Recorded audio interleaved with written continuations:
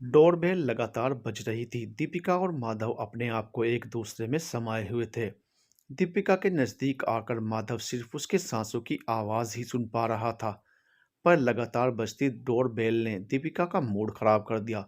उसने माधव को बोला, जाओ देखो पता नहीं कौन है। अरे होगा कोई, जो होगा चला जाएगा। यह कहकर उसने दीपिका को फिर से अपनी बाहों में भर लिया।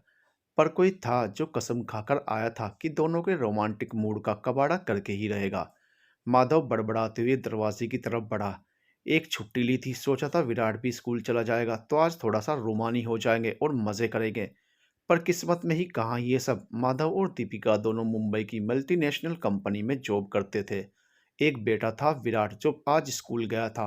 दोनों ने आज बहुत दिनों बाद एक एक्स्ट्रा छुट्टी लेकर खुद के लिए टाइम निकाला था। पर कोई था जो बिन मौसम बरसात की तरह टपक पड़ा था।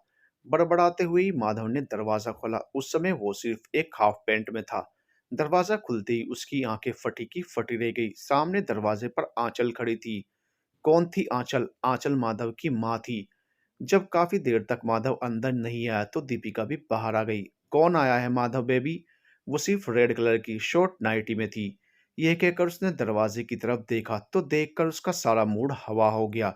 इतने में माधव ने फटाफट माँ के पैर छुए और हकलाते हुए उन्हें अंदर बुलाया।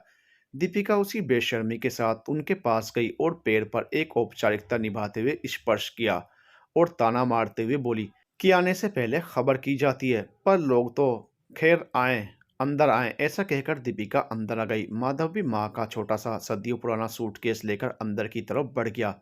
दीपिका और माधव अपने कमरे की तरफ बढ़ गए। शायद उन्हें अपने नंगे तनों को ढकने का एहसास हो गया था। पर उनकी सोच जो पूरी तरह निर्वस्त्र हो चुकी थी, क्या वो कभी ढक पाएगी? आंचल जी निढाल होकर बाहर पड़े सोफे पर बैठ गई। आज वो सच में बहुत थक चुकी थी। अंदर से दीपिका की आवाजें आ रही थी। क्यों आई है ये यहाँ? हमारे अपने खर्चे कम हैं क्या जो ये भी आ गई? जल्दी इन्हें यहाँ से चलता करो। पीछे से माधव की सिर्फ यही आवाज आ रही थी। प्लीज भगवान के लिए चुप हो जाओ, मैं करता हूँ कुछ। तुम हल्के बोलो, माँ सुन लेगी। आंचल जी की आंखों में नमकीन पानी उतर आया। वो तो यहाँ आती भी नहीं, पर उनकी तबीयत कुछ दिनों से बिगड़ी हुई थी। पड़ोस के एक लड़के ने मुंबई का टिकट करवाकर उन्हें यहाँ भेज दिया। वो तो पानीपत में अकेले ही सब कुछ कर रही थी। पर जब सब अड़ोस पड़ोस के लोग बोले कि बेटा बहू पोता सब है तुम्हारे, तो यहाँ अकेले क्यों पड़ी हो? इस समय तो उनके पास चली जाओ। बेटे की प्रतिष्ठा पर कोई चोट न लगे तो वो चली आई। पर यहाँ आकर अपने आप को अपराधी की तरह महसूस कर रही थी। सुबह के सिर्फ 10 बजे ही थे। दीपिका अपने कमरे से निकलकर बोली, माँ जी 4 दिन से काम वाली छुट्टी पर है तो ब्रेड पड़ी हुई है, खा लीजिएगा। और सामने वाला कमरा विराट का है, उसी में आपका सामान रख दिया है। 2-4 दिन की मेहमान हैं आप यहाँ पर, तो तब तक आप वहाँ रह लीजिए। ये कहकर दीपिका अपने कमरे में चली गई और दरवाजा बंद हो गया। आंचल जी पूरे घर को देखती रही। आंसू की बूंदें छलककर उनके गालों पर लुढ़क गई। उन्होंने बिना कुछ खाए ही अंदर की तरफ का रुख कर लिया। अंदर जाकर देखा तो विराट की बड़ी प्यारी प्यारी फोटो लगी हुई थी। बिल्कुल माधव का बचपन था। मन ममता से भर उठा। आंचल जी उस छोटे से बिस्तर पर लेट गई। तुरंत ही उनकी आंख लग गई। तभी अचानक डोरबेल बजी। वो अचानक से उठ बैठी। घड़ी पर नजर डाली तो दोपहर के 1:45 बज रहे थे। वो बाहर आई तो अभी भी दीपिका और माधव के कमरे के दरवाजे बंद थे। फिर आंचल जी ने खुद ही दरवाजा खोला। जैसे ही दरवाजा खुला, छोटा सा विराट दौड़कर अंदर आ गया। उसने एक अनजान औरत को अंदर देखा तो तोतली जुबान में बोला, क्या आप नई सर्वेंट हो? ये सुनकर भी आंचल जी को जरा भी बुरा नहीं लगा। उन्होंने उसको सीने से लगाया और बोली, मैं आपकी दादी हूँ। दादी? आप मेरी दादी हो? जैसे सोनू की दादी है, रीतू की दादी है। ये कहकर उसने दादी के गले में अपनी बाहें डाल दी। सबसे बेशर्मी की बात तो ये थी कि दीपिका और माधव को जरा भी होश नहीं था। नन्हे विराट ने अपने कमरे में जाकर अपनी अलमारी की तरफ इशारा कराकर दादी से अपने लिए 2 छोटे छोटे कपड़े निकलवाए और पहन लिए। फिर उसने दादी से कहा कि उसको बहुत भूख लगी है। रानी दीदी तो सिर्फ उसको एक रोटी और दाल देती हैं। तो क्या खाएगा मेरा बच्चा? विराट बहुत ही मासूमियत से बोला, दादी आलू पराठा खाऊंगा, मैंने कभी आलू पराठे नहीं खाए हैं। सोनू रोज मुझे बताता है कि उसकी दादी उसे रोज आलू पराठा खिलाती हैं। ये सुनकर आंचल जी ने तुरंत किचन की तरफ देखा। थोड़ा बहुत देखने से सब चीजें उनको मिल ही गई। इतनी देर में माधव भी बाहर आ गया। उसको भी माँ के हाथ के पराठे खाने को बहुत दिन बाद मिले थे। भरपेट खाने के बाद वो अपनी माँ की बहुत तारीफ कर रहा था और विराट का छोटा सा पेट तो एक छोटे से परांठे से ही भर गया था। इतनी देर के बाद उन्होंने भी दो निवाले अपने मुंह में डाले। माँ को इतना काम करता देख बेटे का स्नेह जाग गया और उसने एक गिलास पानी अपनी माँ को दिया। इसमें उनका हाथ उससे टच हुआ तो पता चला माँ को बहुत तेज बुखार है। वो तुरंत माँ को डॉक्टर के पास ले गया। अंदर से ये सब कुछ देखकर दीपिका के चेहरे पर एक शैतानी मुस्कुराहट तैर गई। वो अब कुछ और ही सोच रही थी। आंचल जी को सुबह जल्दी उठने की आदत थी। वो 5 बजे उठकर अपने सारे काम निपटा चुकी थी। डॉक्टर की दी हुई दवा से वो अब काफी अच्छा महसूस कर रही थी। सुबह के 7 बजे दीपिका के उठने की आवाज आई। जैसे ही वो बाहर आई उसने आंचल जी को ये बताया कि उसने रानी की अब हमेशा के लिए छुट्टी कर दी है। अब आप आ गई हैं तो अब रानी पर फिजूल में खर्चा क्यों करना। वैसे भी सारा दिन आप घर में ही रहेंगी तो खाना वगैरह आप देख लीजिएगा। रही बात घर की सफाई की, तो वो सब मशीन से होती है, मैं आपको सब सिखा दूंगी। उस समय वो अपनी जुबान को शहद में लपेट लपेट कर बोल रही थी। आंचल जी को उसकी हर एक मंशा का पता था, पर उन्हें इस बात की भी खुशी हो रही थी कि चलो इसी बहाने वो अपने पोते और बेटे के पास तो रहेंगी। उन्होंने बहू की बात पूरी होने से पहले ही उसके सिर पर हाथ फेर कर सिर्फ इतना बोला, जाओ बेटा, माधव और विराट को उठा लो, मैं नाश्ता बना रही हूँ। दीपिका अपनी चाल पर मन ही मन में बहुत खुश हो रही थी कि चलो फ्री में नौकरानी मिल गई। अब रानी को दिए जाने वाले 5,000 भी बचेंगे। आंचल जी ने सबके मन के अनुसार तरह तरह की चीजें नाश्ते में बनाई। तीनों के जाने के बाद उन्होंने सुकून से बैठकर नाश्ता किया। फिर पूरे घर की साफ सफाई के बाद जब उन्होंने बालकनी से झांका तो बड़ा सुंदर पार्क था, बड़े बड़े पेड़, हरियाली।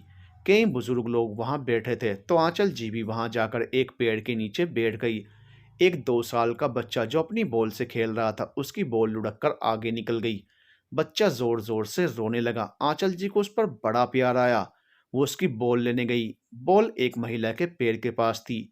वो महिला व्हील चेयर पर थी और एक बुजुर्ग उस व्हील चेयर को धीरे धीरे धकेल रहे थे। दूर से देखने से ही लग गया कि महिला पूरी तरह से लाचार है। आंचल जी ने चुपचाप जाकर बॉल उठाई ही थी कि उनकी नजर उस आदमी पर गई, उस लाचार महिला की व्हील चेयर पकड़े हुआ था।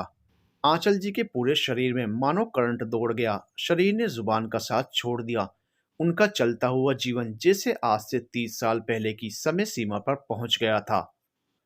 30 साल पहले आज आंचल के मामा के लड़के की शादी थी। अपने स्वभाव के अनुसार आंचल दौड़ दौड़ कर सारा काम संभाल रही थी। मामा मामी उसके माता पिता के समान हैं और पराग भैया उसके इकलौते बड़े भाई हैं। माँ बाप की मौत के पश्चात वही लोग तो थे आंचल का सहारा। मामा मामी ने भी उसे पूरा लाड़ प्यार दिया था और पराग भैया की तो वो जान थी। जब वो 7 साल की थी तब से वो मामा मामी के पास ही थी। रिश्ते के नाम पर यही कुछ चंद रिश्ते थे उसके पास। बारात निकलने ही वाली थी। शादी में पराग भैया के बहुत से दोस्त आए थे। पूरा घर मेहमानों से भरा हुआ था। सारे दोस्त घोड़ी के आगे तरह तरह के डांस करके अपने दोस्त की दुल्हन को लेने जाने की तैयारी में थे। पर आंचल अभी तैयार नहीं हो पाई थी। बाल हैं कि मुसीबत बंद क्यों नहीं रहे हैं। उसने पीले रंग का लहंगा पहना हुआ था, उस पर सुनहरे रंग के छोटे छोटे फूल थे। गले में पतली सी चेन, पर कानों में थोड़े बड़े बड़े हैंडमेड झुमकी वाले कुंडल। कमर से टकराते पर थोड़े घुंघराले बाल, हल्का सा मेकअप उसकी दूध जैसी गुलाबी रंगत पर बहुत फब रहा था। पर आंचल के बाल जब नहीं बंधे तो गुस्से में उसने एक साइड नंग वाला क्लिप लगाया और लगभग भागती हुई बाहर निकली।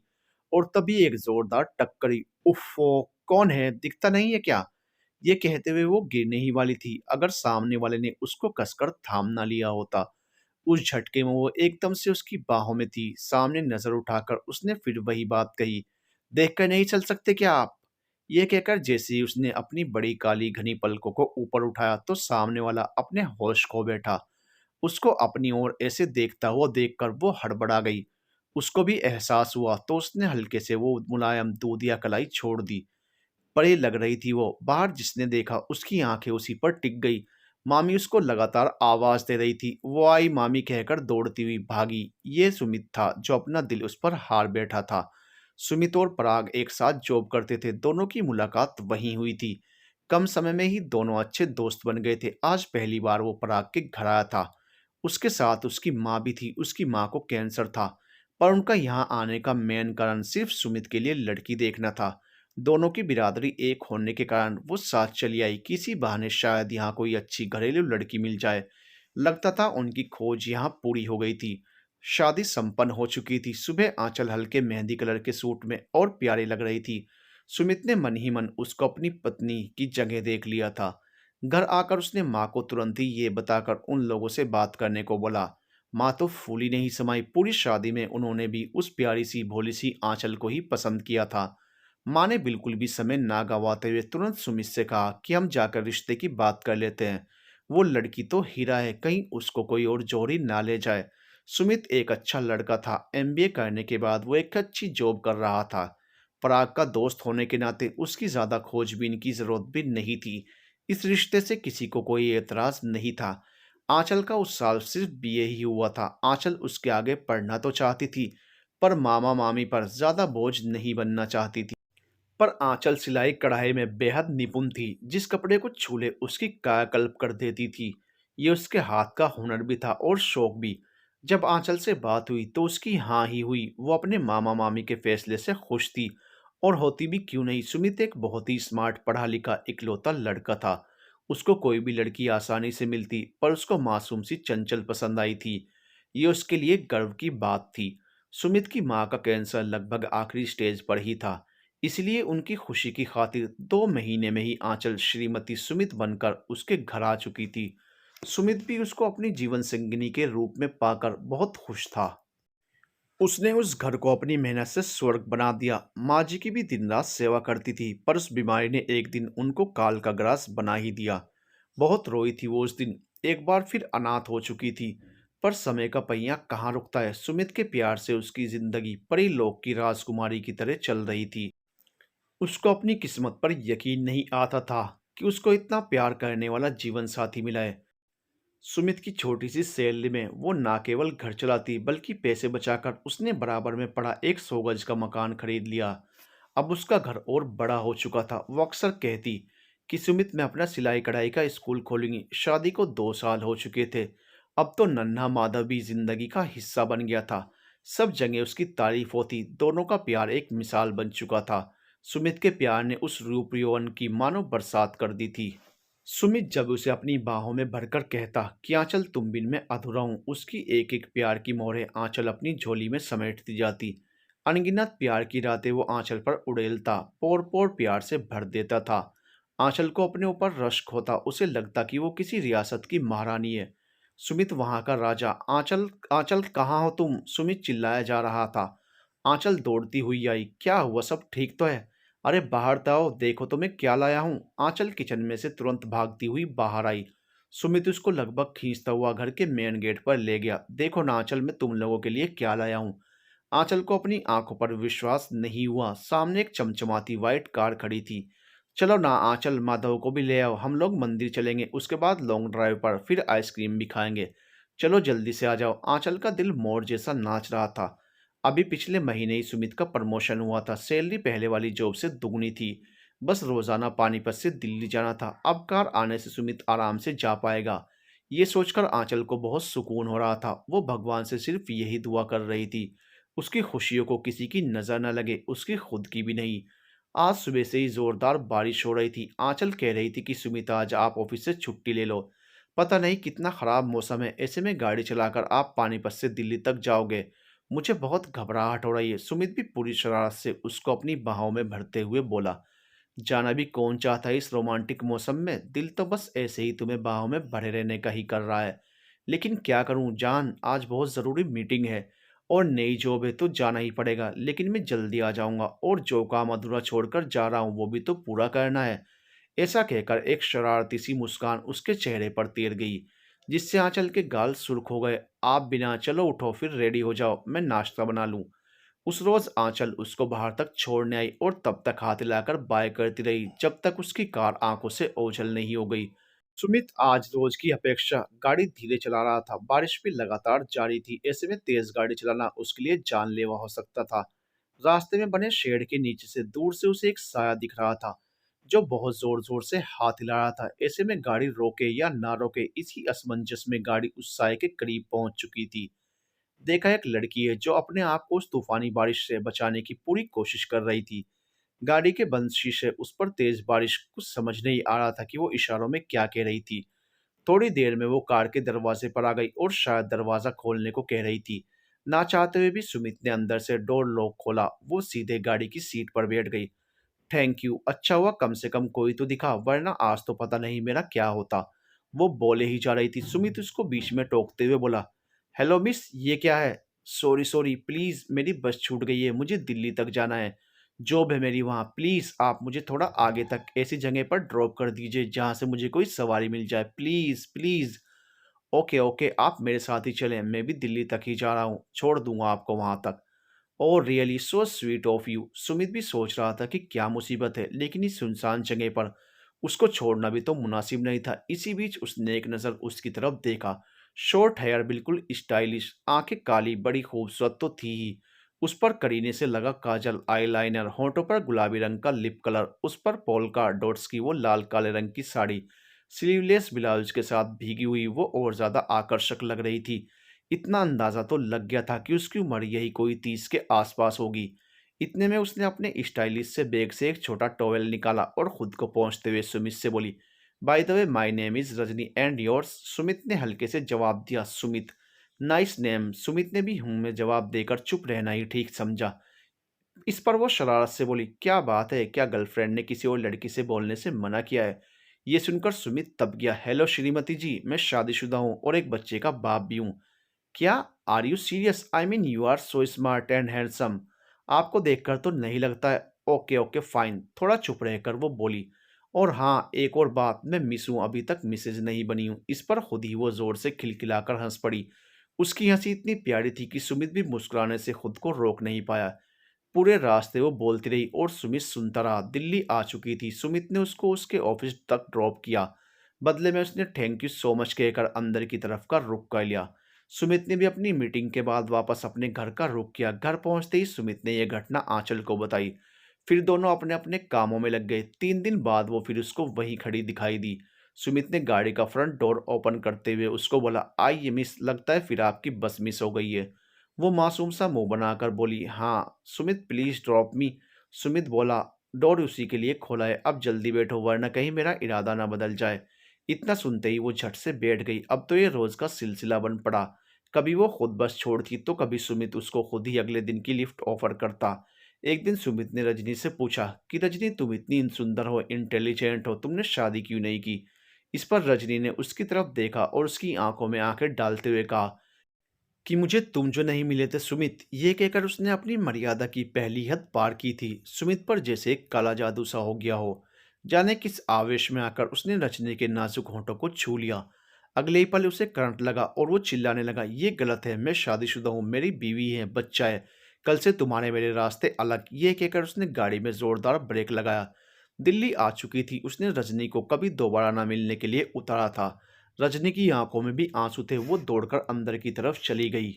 सुमित घर आ चुका था, पर अब वो पहले वाला सुमित नहीं रहा था। बात बात पर झल्ला जाता, कभी आंचल पर तो कभी नन्हे माधव पर अपना गुस्सा निकाल रहा था। आंचल भी कुछ समझ नहीं पा रही थी। इस तरह 10 दिन गुजर गए। सुमित ने रजनी को देखा भी नहीं था। उसको एक झलक देखने की तड़प ने उसकी हालत दीवानों की तरह कर दी थी। वो अपने आप पर काबू खो चुका था। आज उसने सोच लिया था कि वो रजनी को अपने दिल के हाल से रूबरू करवा कर ही रहेगा। हवस की आग में अंधा सुमित अपनी पत्नी और बेटे का प्यार, त्याग, समर्पण सब भूल चुका था। सुमित रजनी के ऑफिस के बाहर 4 बजे से ही जाकर खड़ा हो गया। 5 बजे रजनी ऑफिस से बाहर निकली। सुमित का मजनू जैसा हाल देखकर वो खुद ही उसके करीब आ गई और बोली, क्यों सुमित सर, ये क्या हाल बना रखा है आपने? इतना बोलने पर ही सुमित ने उसे कसकर गले लगा लिया। I love you, I can't live without you, ये कहकर उसने उसको गले लगाया ही रखा। सब आने जाने वाले उनको देखकर बातें कर रहे थे, पर सुमित को किसी की परवाह नहीं थी। रजनी ने उसको कहीं और चलने का बोला तो सुमित और वो वहीं पास बने एक होटल में गए। एक रूम बुक हुआ और फिर उस बंद कमरे में वही हुआ जो एक पति पत्नी के बीच होता है। सुमित उस बंद कमरे के पीछे आंचल को छोड़कर बहुत दूर निकल चुका था। रात भर सुमित घर वापस नहीं आया। रो रोकर आंचल की आंखें सूज चुकी थी। किसी अनहोनी की आशंका से दिल कांप रहा था। पूरी रात एक पल को भी उसकी आंख नहीं लगी। एक छोटे से बच्चे के साथ उसने वो एक रात सदियों की तरह गुजारी, पर उसे पता ही नहीं था कि ये रात अब कभी खत्म नहीं होगी। जिंदगी का ये काला अंधेरा उसका नसीब बन चुका था। सुबह होते ही रजनी ने अपना फैसला सुनाया कि वो उसके साथ उसी हाल में रहेगी जब वो आंचल को छोड़ेगा, यहाँ तक कि माधव से भी कोई रिश्ता नहीं रखेगा। सुमित कठपुतलियों की तरह उसकी हर बात पर राजी था। उसको तो वो चाहिए थी। सुबह के लगभग 11 बजे सुमित आंचल के पास पहुंचा। जैसे ही आंचल ने उसे देखा, उससे जाकर लिपट गई। कहाँ थे आप? मैं कितना परेशान थी। सुमित ने उसे खुद से अलग किया और अपने पास बैठाकर बोलना शुरू किया। आंचल, मैं किसी और से प्यार करता हूँ। मैंने बहुत कोशिश की खुद को रोक लूँ, पर नहीं कर पाया। अब मैं दो हिस्सों में बंटकर नहीं जी सकता। हो सके तो मुझे माफ़ कर देना, मैं हमेशा के लिए जा रहा हूँ। और हाँ, बहुत जल्द तुम्हें तलाक के कागज़ मिल जाएँगे। ये सब सुनकर आँचल को लग रहा था जैसे गरम लावा उसके कान में उड़ेला जा रहा हो। वो चिल्ला रही थी कि क्या गलती हो गई मुझसे? मेरा कसूर तो बता दो। मैं कैसे जीऊँगी इस भरी दुनिया में? माधव का तो सोचो। उसके पैरों में झूल गई थी वो। पर आदमी जब बेवफ़ाई पर उतरता है तो उसके जज़्बात मर जाते हैं। जब वो जाने लगा तो आँचल दौड़ती हुई उसके पास पहुँची। एक एहसान तो कर सकते हैं मुझ पर। मुझसे अपना नाम मत छीनो, तलाक का धब्बा मेरे दामन पर मत लगाना सुमित। सुमित मुड़ा और उससे बोला, ये घर वो उसके नाम कर देगा। यह कहकर सुमित कभी ना आने के लिए बाहर निकल गया। आंचल का दिल चाह रहा था कि खुद को खत्म कर ले। सीने में एक आग थी और सामने पहाड़ जैसी जिंदगी। किससे मदद मांगे, क्या करे? सारे सवाल मुंह फाड़ उसको चिढ़ा रहे थे। क्या पराग भैया से बात करें? नहीं, नहीं, उनकी अपनी गृहस्थी है। वहाँ जाकर एक बार फिर उन पर बोझ। नहीं, नहीं, इतने में नन्हे माधव की आवाज़ आई। मम्मा, मम्मा! दौड़कर आँचल ने उसे अपनी बाहों में भर लिया।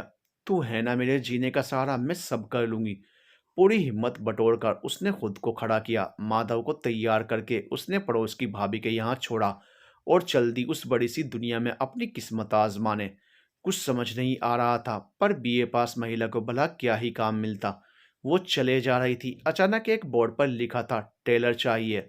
आंचल के थके कदमों को राह दिखी। अंदर गई तो एक महिला कुछ लोगों को कपड़े का डिजाइन समझा रही थी, जो उन लोगों की समझ नहीं आ रहा था। आंचल दूर से यह नज़ारा देख रही थी। वो तुरंत ही समझ गई कि क्या करना है। आंचल ने हल्के से कहा, मैं करूं? उस महिला ने अपने मोटे चश्मे के लेंस से उसे घूर कर देखा और कैंची कपड़ा उसकी तरफ बढ़ा दिया। आंचल ने कुछ ही देर में उस कपड़े की कायाकल्प कर दी। खुश होकर उस महिला ने उसे काम पर तो रख लिया, पर तनख्वाह कुछ खास नहीं थी। लौटकर आकर उसने माधव को पड़ोस की भाभी के यहाँ से ले लिया और घर आ गई। समय का पहिया चलता जा रहा था। धीरे धीरे सुमित की बात सब जगह फैलती चली गई। कोई उससे सहानुभूति रखता तो कोई ताने मारता। पराग भाई उसे लेने कई बार आए, पर वो हर बार कहती कि आपका होना ही उसकी ताकत है। मुझे अपने साथ ले जाकर कमजोर ना बनाइए भैया। अब माधव बड़ा हो रहा था, खर्चे बढ़ रहे थे। उसने आस पड़ोस की लड़कियों को सिलाई सिखाना शुरू कर दिया। जिस बुटीक में वो नौकरी करती थी वहां से बची कतरन उठा लाती थी। उनसे बहुत सुंदर बैग, कुशन, कवर बनाकर दुकानों पर बेच दिया करती थी। अब वो घर को अच्छे से संभाल चुकी थी। माधव भी बड़ा और समझदार हो चुका था। उसको पता था कि उसके पिता उसकी माँ को छोड़कर चले गए थे, पर क्यों, इसका जवाब उसने अपनी माँ से कभी जानने की कोशिश नहीं की। माधव ने 12वीं करने के बाद आंचल को बताया कि आगे पढ़ने के लिए उसको दिल्ली जाना है। तो आंचल जी की रूह कांप गई। यही तो वो जगह थी जिसने आंचल का सब कुछ छीन लिया था। पर आंचल स्वार्थी नहीं हो सकती थी। उसने अपने बेटे को सपोर्ट किया। पर फीस सुनकर आंचल की हिम्मत जवाब दी गई। फिर वहां रहने का खर्चा कहाँ से लाएगी? आंचल इतनी बड़ी रकम क्या करेगी? तभी उसने उसी 100 गज के मकान को बेचने का निश्चय किया और माधव का एडमिशन दिल्ली के उस बड़े कॉलेज में हो गया। माधव जा रहा था। आज भी आंचल गेट पर खड़े होकर उसी तरह हाथ हिलाकर उसे विदा कर रही थी जैसे उस दिन सुमित को किया था। माधव भी ये सोचकर निकला था कि वो अब यहाँ कभी वापस नहीं आएगा, उस औरत के पास जिसने उसे उसके बाप से दूर कर दिया। उसकी माँ ने जरूर कुछ किया होगा, तभी वो हमें छोड़कर चले गए। शुरू शुरू में चिट्ठी का सिलसिला चला। कुछ दिन बाद वो भी कम हो गया। आंचल रोज पीसीओ जाकर उसके हॉस्टल के नंबर पर कॉल करती। कभी माधव से बात होती तो वो बहुत पढ़ाई है का बहाना बना देता। 5 साल बीत गए थे माधव को भी गए हुए। आंचल अब वो आंचल नहीं रह गई थी। वो थक चुकी थी। नौकरी तो उसने कब की छोड़ दी थी। सिर्फ कुछ लड़कियों को सिलाई कढ़ाई सिखाकर उसके खर्चे लायक पैसे मिल ही जाते थे। एक दिन अचानक माधव का मनी ऑर्डर आया। उसमें पैसे थे, साथ ही एक खत था। माँ, मेरी मुंबई में एक बहुत बड़ी कंपनी में जॉब लग गई है। अब हर महीने मैं तुम्हें खर्चे के पैसे भेजता रहूंगा। बस इतना ही लिखा था। आंचल ने आगे पीछे कई बार देखा। कहीं प्यार के दो बोल भी नहीं लिखे थे अपनी माँ के लिए। आंखों में आंसू के साथ आंचल ने पैसे भगवान के मंदिर में रख दिए और अपने बेटे की तरक्की के लिए दुआ मांगी। उस दिन के बाद 2 बार और खताया, एक बार शादी की खबर के लिए और दूसरी बार विराट के जन्म का बताने के लिए। आंचल उस दिन मंदिर में खड़े होकर बहुत रोई, सिर्फ यही पूछती रही कि क्या गलती हो गई उससे, क्या पाप हुआ जो उसके साथ ये हुआ। अब बहुत मजबूरी में वो माधव के पास आ तो गई थी वर्तमान, पर आज इस तरह पार्क में सुमित को देखकर उसके सारे जख्म खुल गए थे। उनमें से खून रिस रहा था जो सिर्फ आंचल और सुमित को ही दिख सकता था। वो शायद रजनी ही होगी, ये सोचकर उसने उसकी तरफ देखा जो खुद उसे ही देख रही थी। सुमित के मुंह से सिर्फ यही निकला, आंचल। आंचल पल भर की देर किए हुए वहां से सीधे माधव के घर आ चुकी थी। शाम हो रही थी। आंचल ने खुद को ये कसम दिलाई कि वो अब पार्क में जाएगी ही नहीं। एक दिन पड़ोस की श्रीमती शुक्ला आ गई और उससे पूछने लगी कि आप माधव की मदर हो। वो एक बहुत ही बातूनी महिला थी। बातों ही बातों में आंचल को पता चला कि अभी 2 दिन पहले रजनी की डेथ हुई है। ये सुनकर उसे झटका लगा। श्रीमती शुक्ला ने ये भी बताया कि वो दोनों अकेले ही रहते थे। आंटी जी को तो पिछले 10 सालों से उसने ऐसे ही देखा था। अब उनकी डेथ के बाद सुना है अंकल जी बहुत बीमार हैं। उनकी देखभाल करने वाला कोई नहीं है। पता नहीं सब कैसे मैनेज कर रहे होंगे। ये सुनकर आंचल का दिल सुमित को देखने के लिए तड़प उठा। पूरी रात इसी कश्मकश में कटी कि वो जाए या ना जाए। आंचल जी की अंतरात्मा ने उनसे कहा कि तू भूल गई कि उसने तेरे साथ क्या किया था। अभी तो उसके तड़पने के दिन है, मरने दे उसको। फिर आंचल जी ने सोचा कि इंसानियत की खातिर ही सही मुझे जाकर पूछना चाहिए। ये सोचते सोचते उनकी आंख लग गई। माधव का व्यवहार आंचल जी से बहुत अच्छा हो गया था। उसको लग रहा था कि उसने माँ को गलत समझा। वो अपनी माँ को प्यार और तवज्जो देने लगा था। ये बात दीपिका को हजम नहीं हो रही थी। वो तलाश कर रही थी एक मौका जिसमें वो आंचल जी को माधव की नजरों में फिर से गिरा सके, और वो मौका उसको आज मिल गया था। सुबह लगभग 6 बजे आंचल जी उठी। उस समय सब सोते हैं, ये सोचकर आंचल जी बाहर की तरफ निकल गई, इस बात से अनजान कि कोई उन पर नजर रखे हुए है। आंचल जी सुमित के फ्लैट के बाहर खड़ी थी, इसी असमंजस में कि अंदर जाएं या ना जाएं। तभी अंदर से गिलास टूटने की आवाज आई।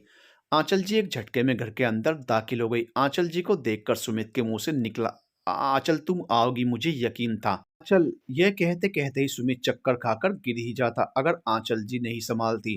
आंचल जी को पता चला कि सुमित बुखार से तप रहा है। तुरंत उसके सर पर पट्टियां रखी जिससे बुखार कुछ कम हुआ। फिर उसको दवाई खिलाकर उन्होंने बताया कि माधव यहीं रहता है, वो उसी के पास आई हैं। ये सुनकर सुमित अपने बेटे बहू और पोते से मिलने को बेताब हो गया। जब वो थोड़ा बेहतर फील करने लगा तो उसने बताया कि रजनी को बच्चे नहीं हुए। इसी फ्रस्ट्रेशन में वो जहनी मरीज हो गई थी। फिर धीरे धीरे उसने अपने आप को सुमित का दोषी मान लिया और एक फालिज का अटैक पड़ा। तब से वो ऐसे ही जी रही थी। ये सब सुनकर आंचल जी उठी और बोली कि अब वो पहले से ठीक लग रहा है, उसको चलना चाहिए। ये कहकर वो बाहर चली आई। ये सारी चीजें देखकर दीपिका को आंचल जी को जलील करने का मौका मिल चुका था।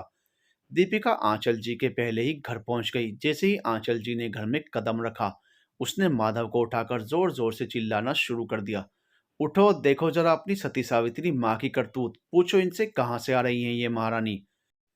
यहाँ इनका पुराना प्रेम ही रहता है, इसीलिए तो मैं कहूँ आज तक तो ये यहाँ आई नहीं, अब कैसे ये यहाँ चली आई। अटल जी की आंखों से पानी की बरसात हो रही थी। माधव भी अपनी माँ को शक की निगाहों से देख रहा था। एकदम से चिल्लाने लगा, वाह माँ वाह, मैं सोचने लगा था कि आप अच्छी हैं। अब मुझे यकीन हो गया है, इसी वजह से पापा आपको छोड़ कर गए थे। उसी आदमी की वजह से, है ना? बोलो बोलो, बोलती क्यों नहीं हो? अचानक से सुमित अंदर घुसा। वो माधव से मिलने की चाहत में पीछे आ गया था और घुसते ही दहाड़ा, मुझसे मिलने आई थी वो, मुझसे? मैं कौन हूँ जानना चाहते हो? बाप हूँ मैं तुम्हारा, वो बाप जो किसी दूसरी औरत की वजह से तुम लोगों को छोड़कर चला गया था। सारी कहानी सुनने के बाद माधव की आंखों में से पश्चाताप के आंसुओं का सैलाब उमड़ पड़ा। दीपिका आंचल जी के पैरों पर गिर गई। माफ कर दीजिए माँ, हम लोग आपके त्याग को समझ ही नहीं पाए। हमें अपनी गलतियों का एहसास हो चुका है। ये कहकर माधव और दीपिका उनके गले लग गए। आंचल भी अपने बच्चों को गले लगाकर जी भरकर रोना चाहती थी। आज गलतियों के एहसास ने गलतफहमियों के बादलों को हटाकर नया सवेरा कर दिया था। सुमित भी दूर से खड़ा ये सब देख रहा था और उसको भी ये एहसास हो चुका था कि अब वो आंचल की जिंदगी से हमेशा के लिए दूर हो चुका है, हमेशा हमेशा के लिए।